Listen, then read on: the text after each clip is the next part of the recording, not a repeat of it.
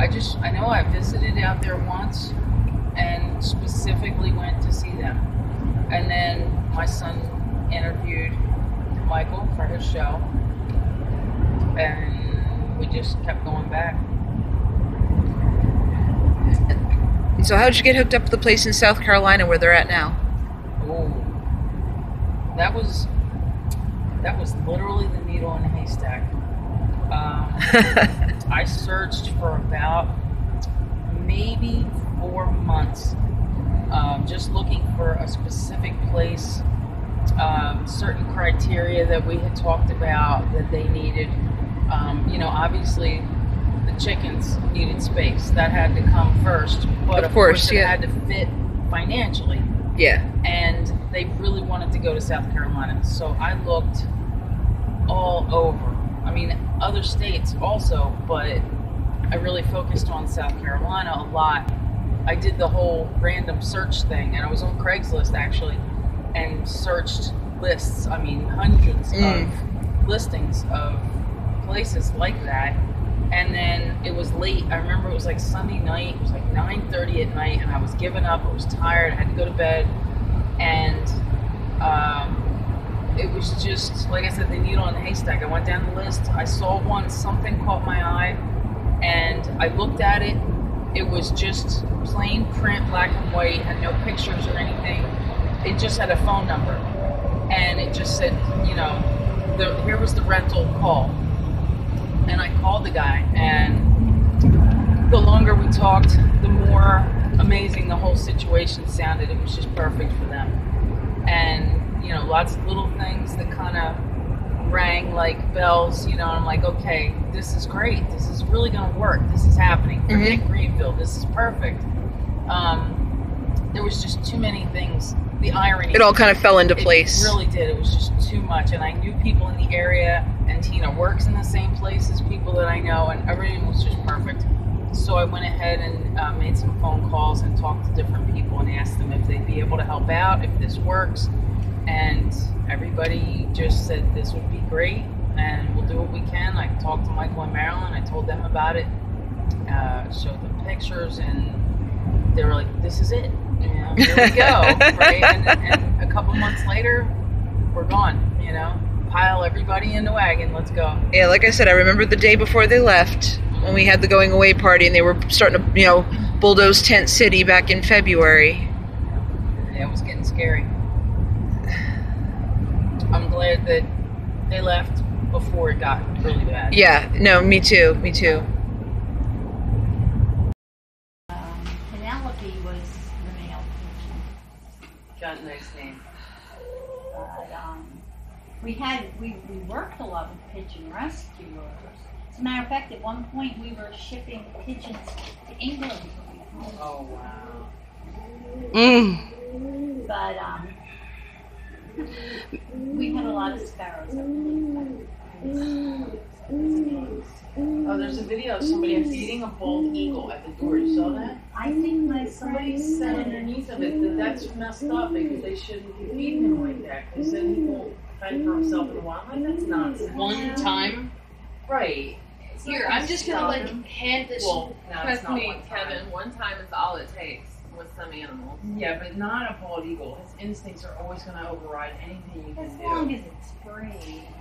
Right.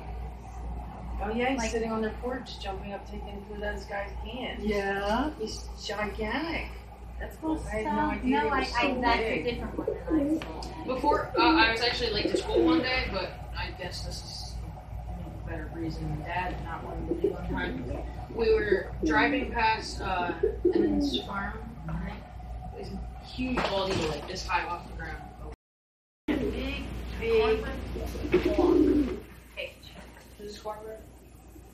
Theo is just in his glory right now. He is one happy little rooster. No, but just in case we don't have. Okay. Dark red.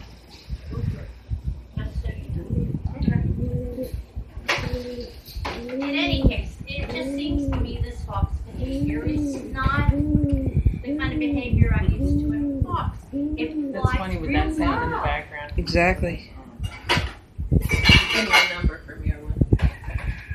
I've got a friend of mine who does all that nature stuff. He's got like a daylily garden. And he built Over the beginning? Yes, you do. Well, you have to say what you said again now. okay. Alright. There was a monk. There was a monk living in a monastery. Very devout, very devoted, pious, religious. I could go on. Come on now. And you will. You didn't do with the same guts. I'm though, sorry, no. my mouth is full. Yeah, well, there you go. All right. You're supposed to. Anyway, so the monk decides to grow a garden up his nose. What? The monk decides to grow a garden up his nose. Okay. All right, so of course he plants the appropriate seeds in the soil and all that. And he's sitting out in the sun with his head upside down, every day, and he waters it, maybe some internal, fluids. Oh, that's a new one. I never. This joke's getting better.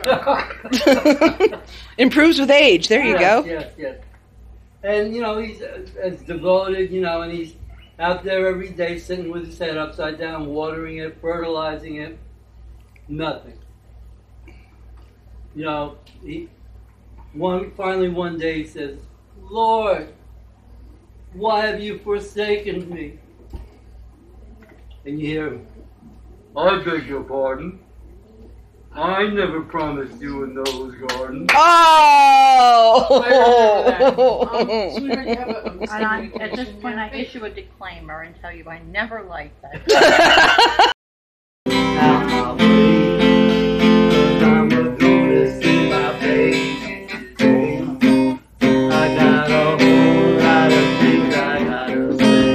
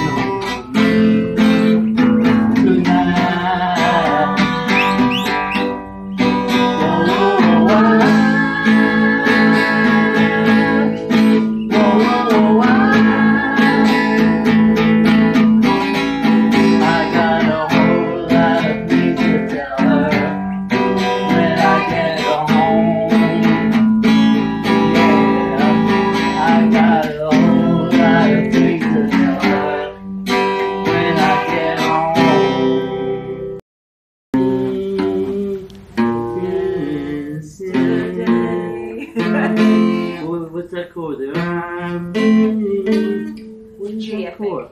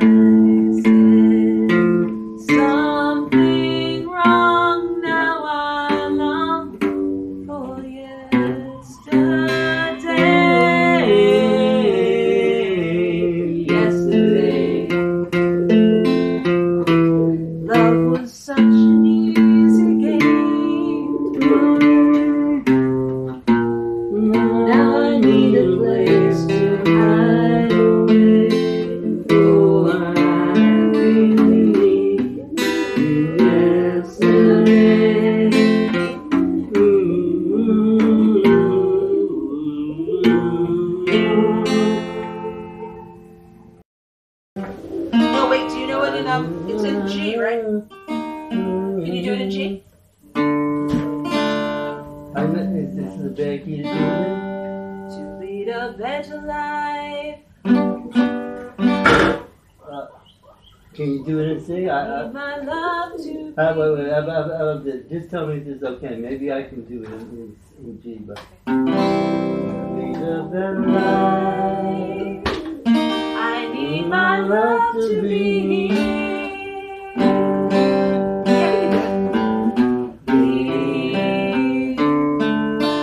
Make it each day of the year. Changing my life with the wave of his hand. Nobody can deny that there's something there.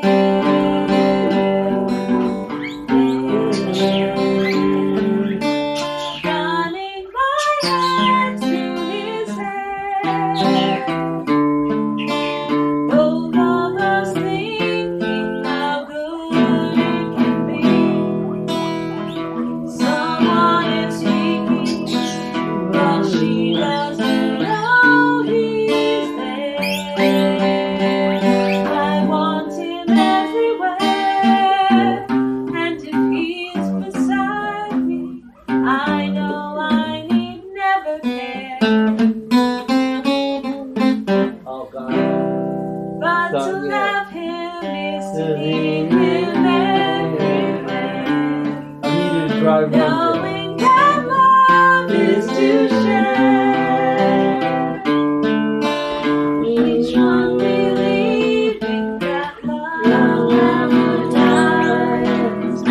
Watching his eyes and hoping I'm always there. I want him everywhere, and if he's beside me, I know I need never care. But to love him is to